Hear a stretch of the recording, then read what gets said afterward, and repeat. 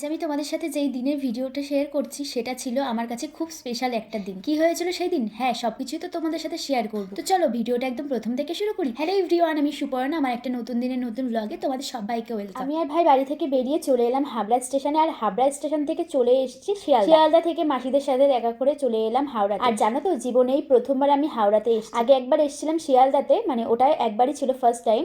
তো সেইবার আমরা গেছিলাম তারাপীঠ, আর এই জীবনে প্রথমবার আমি হাওড়াতে এলাম। তো আমার খুব এক্সাইটমেন্ট লাগছে। তারপর ট্রেনের টিকিট কাটতে গিয়ে দেখা গেল যে পরপর অনেকগুলো ট্রেন ক্যান্সেল হয়ে গেছে। তো আমাদের রাত 11:30টার সময় ট্রেন ছিল, যেহেতু আমরা বিকেলবেলা গেছি আমাদের তো ওয়েট করতেই হতো। আর রাতের খাবারটা না আমরা বাড়ি থেকে করেই নিয়ে গেছিলাম। এখানে সবাই মিলে কিছুক্ষণ রেস্ট নেওয়ার পর, মানে আমি তো ঘুমিয়েই পড়েছিলাম। তারপর ঘুম থেকে উঠে ওই 9টা 9:30টার দিকে আমরা খাওয়া দাওয়া কমপ্লিট করে নিয়েছি। তারপর আবার সবকিছু গুছিয়ে নিতে নিতে বেজে গেছিল ওই 11টা মতো। তারপর যখন আমরা ট্রেনে ওঠার জন্য যাই, গিয়ে দেখি এত পরিমাণে ভিড়, পুলিশ দিচ্ছে না ঢুকতে, মানে লোকজন আটকে রেখে দিয়েছে। আমাদের ছিল রিজার্ভেশন টিকিট করা, তাও আমাদেরকে ঢুকতে দিচ্ছিল না। অনেক কষ্ট করে ঠেলে ঠুলে যখন আমরা ভেতরে আসি, আর এসে দেখি আমাদের সিটে অন্য লোকজন বসে পড়েছে। ট্রেনে এত পরিমাণে ভিড় যে নিচে পা দেওয়ার মতো জায়গা ছিল না। যাই হোক, আমরা ওপরে সিট পেয়ে গেছি, আর আমি আর ভাই কিন্তু ওপরে ঘুমাতে ঘুমাতেই চলে আসলাম। আমাদেরকে তো আগেই বললাম যে আমাদের গয়া পর্যন্ত সিট ছিল, তারপরে ছিল নর্মাল টিকিট। সো আমাদেরকে সিট ছেড়ে দিয়ে নেমে পড়তে হয়, তার কারণ যাদের সিট তারা গয়া থেকে উঠে পড়েছিল। আমরা যে সিট থেকে নেমে নিচে দাঁড়াবো, সেই দাঁড়ানোর জায়গাটুকু পর্যন্ত ট্রেনে ছিল না। যাই হোক,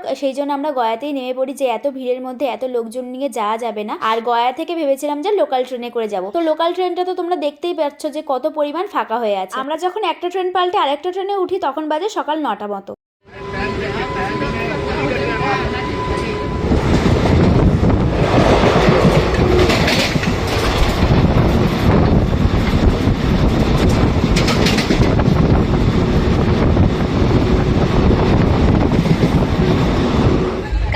রাত 11:30টার সময় ট্রেনে উঠেছি, আর এখনো আমরা ট্রেনেই বসে আছি। এখনো আমরা যেখানে যাব সেই জায়গায় এসে পৌঁছাইনি গাইস। লাল কবে বসে আছি। যদি আমরা ওই ট্রেনে করে ডাইরেক্ট চলে যেতাম, তাহলে 1:30টার মধ্যে আমরা প্রয়াগরাজে পৌঁছে যেতাম। কিন্তু এই ট্রেনে ওঠার পরে একবার সিগন্যাল পায় আর একবার পায় না, এরকম করতে করতে রাত 11টার সময় গিয়ে আমরা প্রয়াগরাজে পৌঁছাই। দেরি হলেও আমরা যে সুস্থভাবে প্রয়াগরাজে পৌঁছতে পেরেছি, এটাই আমাদের কাছে অনেক বড় ব্যাপার ছিল। তার কারণ ওই ট্রেনে এত পরিমাণে ভিড় ছিল যে আমরা যেতেই পারতাম না, আমাদের শরীর খারাপ হয়ে যেত।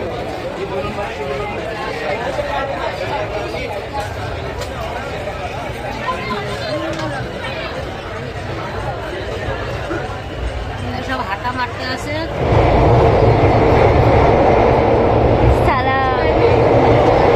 বোঝাই যাচ্ছে না। যাচ্ছি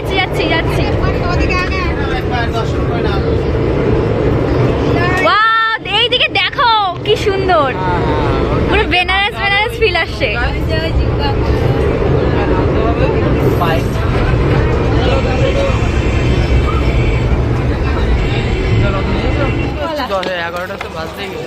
আমাদের জায়গায়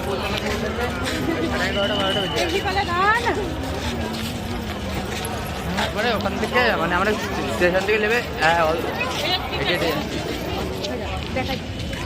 থ্যাংক ইউ ফর ওই দেখো ফুলের ভিউ যাবে না, ফুলের মধ্যে মানে বাসা হয়ে গেছে। ফুলের বাসা।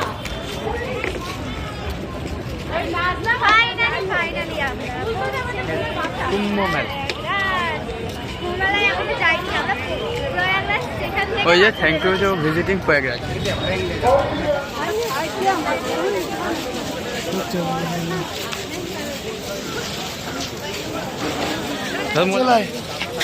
দেখে নিয়েছি।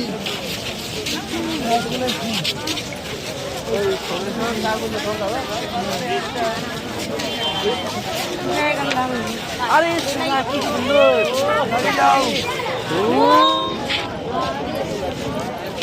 এখন বাজে রাত। ভাই শোন, ভাই এদিকে কটা বাজে? এখন বাজে 1:10। আমরা আছি হচ্ছে প্রয়াগরাজে, আর এখন আমরা আছি সঙ্গম ঘাটে। এইদিকে ভিড়টা জাস্ট দেখো। আমরা প্রয়াগরাজ জং স্টেশনে নেমেছিলাম, আর ওখান থেকে অটো করে আসতে হয়েছিল। আর আমাদের অটোতে নিয়েছিল হচ্ছে এক একজনের 60 টাকা করে। অটো থেকে নামার পর আমরা রাতে খাওয়া দাওয়া করি একটা হোটেলে, আর সেখান থেকে আমাদের এই জায়গাটা হেঁটে হেঁটে আসতে হয়েছে। আমরা একদম সঙ্গমের কাছাকাছি ছিলাম, সেক্টর 4-এ, ওখানে একটা টেন্ট হাউসে। এই ভিডিওটা এই পর্যন্ত থাক, দেখা হচ্ছে পরের ভিডিওতে।